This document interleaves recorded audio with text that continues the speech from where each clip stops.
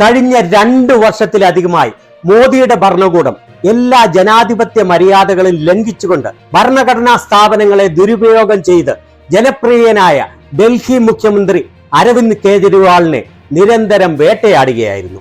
അദ്ദേഹം പ്രവചിച്ചതുപോലെ തിരഞ്ഞെടുപ്പിന് തൊട്ടു മുൻപ് ഒരു തെളിവുമില്ലാതെ അദ്ദേഹത്തെ ജയിലിലടച്ചു. ഇപ്പോഴിതാ ആവശ്യപ്പെടാതെ തന്നെ സുപ്രീം കോടതി അദ്ദേഹത്തിന് ജാമ്യം അനുവദിച്ചത് മോദിയുടെ കപടമുഖത്തിനേറ്റ വലിയ തിരിച്ചടിയായി മാറിയിരിക്കുകയാണ്. മോദിയുടെ ദുർഭരണത്തിന്റെ അവസാനം കുറിക്കുന്നതാവുമോ ഈ സംഭവ വികാസങ്ങൾ? മുഖ്യമന്ത്രി കേജ്രിവാളിനേക്കാൾ 10 മടങ്ങ് ശക്തിയുള്ളവനായി മാറുകയാണ് സ്വേച്ഛാധിപത്യ ഭരണകൂടത്തിന്റെ ഇരയായി ജയിലിൽ അടയ്ക്കപ്പെട്ട മുഖ്യമന്ത്രി കേജ്രിവാൾ. അദ്ദേഹത്തെ ജയിലിൽ അടച്ചതോടുകൂടി BJP ഭരണത്തിന്റെ മരണമണി മുഴങ്ങിയതാണ്. ഇപ്പോൾ അദ്ദേഹത്തിന് ജാമ്യം അനുവദിച്ചതോടുകൂടി അതിലും വർദ്ധിത വീര്യത്തോടെ തെരഞ്ഞെടുപ്പ് പ്രചാരണ രംഗത്തെത്തിയിരിക്കുകയാണ് കേജ്രിവാൾ.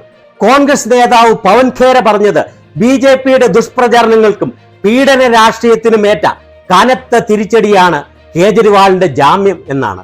ഇത് ഇന്ത്യ സഖ്യത്തിന് വലിയ ഊർജമേകുമെന്നും അദ്ദേഹം കൂട്ടിച്ചേർത്തു. ജയിലിൽ നിന്നും പുറത്തിറങ്ങിയ കേജ്രിവാൾ പറഞ്ഞത് സ്വേച്ഛാധിപത്യത്തിനെതിരെ സർവശക്തിയും എടുത്തുകൊണ്ടുള്ള പോരാട്ടത്തിലാണ് താൻ. അതിന് ഈ രാജ്യത്തെ 140 കോടി ജനങ്ങളുടെയും പിന്തുണ വേണം എന്നാണ്.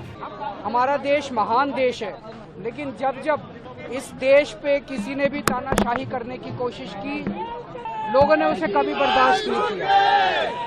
आज देश तानाशाही के दौर से गुजर रहा है।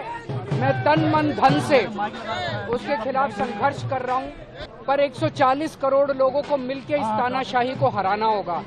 मैं लोगों से अपील करता हूँ कि हमें सबको मिलकर देश को बचाना है। അതിനുശേഷം സ്വന്തം വീട്ടിലെത്തിയ അദ്ദേഹത്തെ വളരെ വികാരനിർഭരമായിട്ടാണ് അദ്ദേഹത്തിന്റെ അച്ഛനും അമ്മയും ആരതി ഒഴിഞ്ഞ് സ്വീകരിച്ചത്. അതിന്റെ രംഗങ്ങൾ കണ്ടോളൂ. തന്റെ അറസ്റ്റ് നിയമവിരുദ്ധമായാണ് എന്ന് ചൂണ്ടിക്കാട്ടി അദ്ദേഹം ജാമ്യത്തിന് അപേക്ഷിച്ചു പോലുമില്ല. എന്നിട്ടും ആവശ്യപ്പെടാതെ തന്നെ മിനിറ്റുകൾക്കുള്ളിൽ ഉപാധികളോടെ സുപ്രീം കോടതി അദ്ദേഹത്തിന് ജാമ്യം അനുവദിച്ചു. ജാമ്യം അനുവദിക്കാതിരിക്കാൻ ED സർവ്വ കപടതന്ത്രങ്ങളും പയറ്റിയെങ്കിലും അവരുടെ കപടവാദങ്ങളെ സുപ്രീം കോടതി തള്ളിയത് EDക്കും മോദിക്കും വലിയ തിരിച്ചടിയാണ്.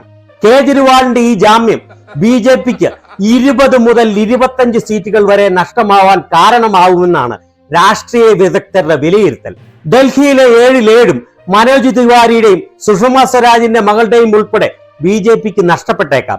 അതുപോലെ ഹരിയാന, പഞ്ചാബ്, ഉത്തർപ്രദേശ്, മഹാരാഷ്ട്ര എന്നിവയുൾപ്പെടെയുള്ള സംസ്ഥാനങ്ങളിൽ BJPക്ക് ചെറുതല്ലാത്ത തിരിച്ചടി ഇതുവഴി ഉണ്ടാവും എന്നാണ് നിരീക്ഷകർ പറയുന്നത്. മോദിയുടെ കൂലിപ്പട്ടാളത്തിന് സുപ്രീം കോടതി അപശകുനമായി മാറിയിരിക്കുകയാണ്. മോദി വീണ്ടും ഭരണത്തിൽ വന്നാൽ ആദ്യം ചെയ്യേണ്ടത് സുപ്രീം കോടതിയെ ശുദ്ധീകരിക്കലാണത്രേ. മോദിയുടെ ഇലക്ഷൻ കമ്മീഷനെ പോലെ, മോദിയുടെ EDയെ പോലെ, മോദിയുടെ CBI പോലെയുള്ള നല്ല സാധനങ്ങളെ ജുഡീഷ്യറിയിൽ നിയമിക്കണമെന്നാണ് അവരുടെ ആവശ്യം. മോദി വീണ്ടും അധികാരത്തിൽ വന്നാൽ ഇന്ത്യയുടെ അവസാനത്തെ പ്രതീക്ഷാകിരണമായ സുപ്രീം കോടതിയെ വരെ കോമാളിക്കൂട്ടങ്ങളെ കൊണ്ട് നിറയ്ക്കും. ഒരു സംശയവും വേണ്ട. ഇപ്പോൾ തന്നെ മസ്തിഷ്ക മരണം സംഭവിച്ച ഇന്ത്യൻ ജനാധിപത്യത്തിന്റെ സമ്പൂർണ്ണ മൃതിയടയിലായിരിക്കും അത്.